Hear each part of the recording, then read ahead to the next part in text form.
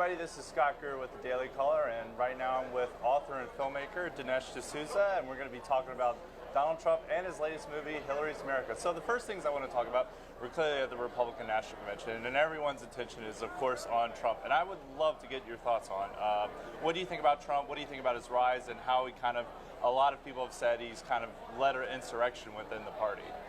I think Trump's success reflects a kind of rebellion within the Republican Party. I think the appealing things about Trump is that he's politically incorrect. He's unashamed of his wealth. I mean, unlike Romney, he wasn't on the defensive about making money. He's also willing to take on the Republican establishment, and I think a lot of people feel that that's something very necessary. The Republican side is encrusted with consultants, and I think Trump wants to clean those guys out, and most people think that's a great idea. I do too. And so these are some of the appealing things about Trump. He's also a patriot. He clearly loves America. So as a result of all this, there are some unknown things about him.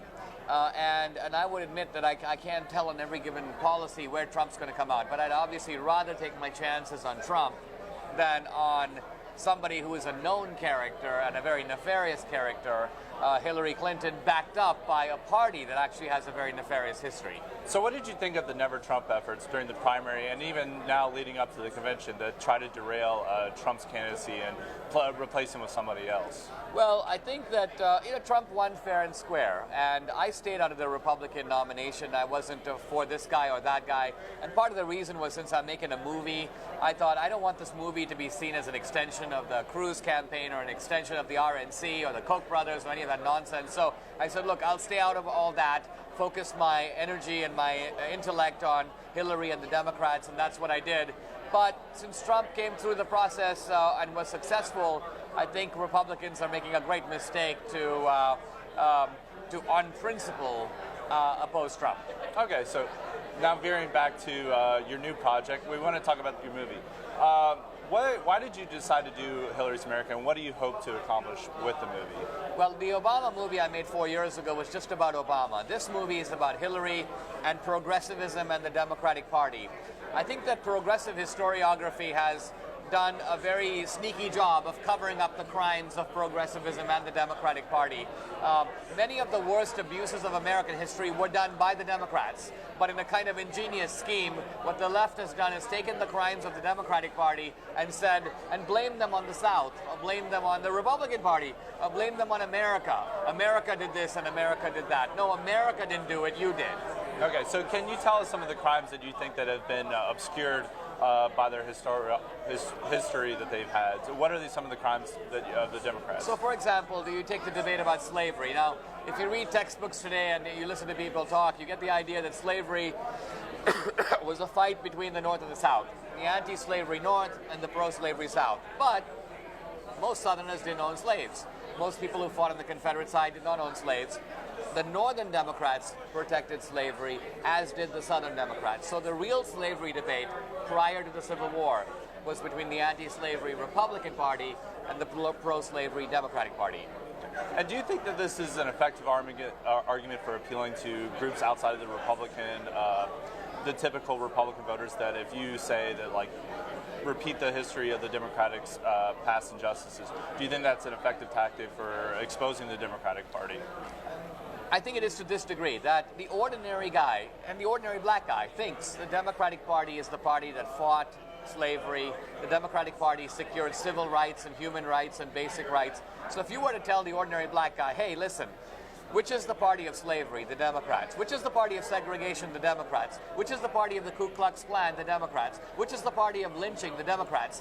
Most people don't know that, and so it is eye-opening for them, and it makes them begin to rethink their assumptions. That's what we're trying to do with this film. Okay, so I want to just play devil's advocate here for a moment. There's a lot of critics who say that and say, well, yes, that is true that it all happened, but that is the history. I mean, they're now wanting to just focus on, and most people's memories are just focused on the recent memory. And for the past 40 or 50 years, Democrats have been very different from what they were, in the 19th century and the early 20th century. So how do you respond to that the people are just going to say, well, that's all in the past and it's a completely different situation now? Well, if you look at the ingredients of the old slave plantation, if you look at the people who lived on those plantations, they lived in ramshackle houses. The family structure was in decline, was completely broken up and messed up. There was a lot of violence that was needed to keep the plantation intact. And there was a meager provision. Like if you got sick, they'd call the doctor. But there was no hope, no chance to advance, no chance to get ahead. Okay, today, fast forward now 150 years. You walk today through Oakland, Detroit, inner city Chicago, even inner city Dallas. What do you see? You see the same thing. Ramshackle dwellings, the family structure all broken down, illegitimacy is a normal condition of life. People get a meager living, they get free health care and they might get food stamps, but no hope, no opportunity. Even though America spent trillions of dollars on the inner cities, they're pretty much the same as they were in 1965. So the plantation, the old rural plantation, has now been transplanted into an urban plantation, and the same Democratic Party that ran the old plantations is running the new ones. Okay, and so how do you connect this with Hillary Clinton's current campaign right now? The way it connects with Hillary Clinton is that Hillary Clinton comes to power. There's a lot of gangsterism with the Clintons. They've been running rackets since the Arkansas days, and they make money on everything they do. They make money on presidential pardons. They make money on foreign policy.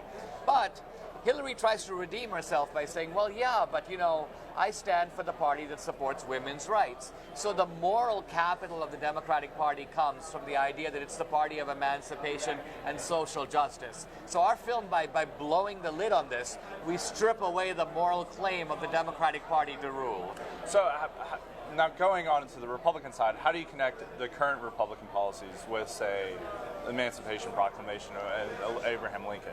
Because what does emancipation do? It essentially takes away the shackles of the state and allows you to be a free person in America and climb up a ladder of opportunity, and how far you get depends on your own efforts. That's really what the Republican Party has always stood for, and that's what it stands for today. Sometimes we get lost because we are camouflaged because we think this is all about building a wall or it's all about tax cuts. No, at the end of the day, it's about which is the party that establishes a ladder that allows guys who started at the bottom to be able to advance. I think the Republican Party protects the American dream in that way.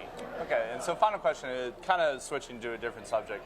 In the early 90s, you wrote a book, Illiberal Education, and back in that day, colleges were a big focal point. Today, we're seeing a lot of the same stuff that you were writing about in the early 90s and others were writing about that's coming to play now. What are your thoughts and take on the current college insanity that we're seeing now? What's causing it? Why are students acting in this way that we're seeing in, say, Yale and Missouri? Well, I think we're seeing unfortunately, I speak a lot on college campuses. So in the 80s and 90s, college students, there was a debate between the right and the left. What's alarming to me today is I go to a lot of campuses where young people are not even exposed to conservative ideas. They don't even really know what they are. And so there's a need to plant the basic conservative principles so at least young people have a choice.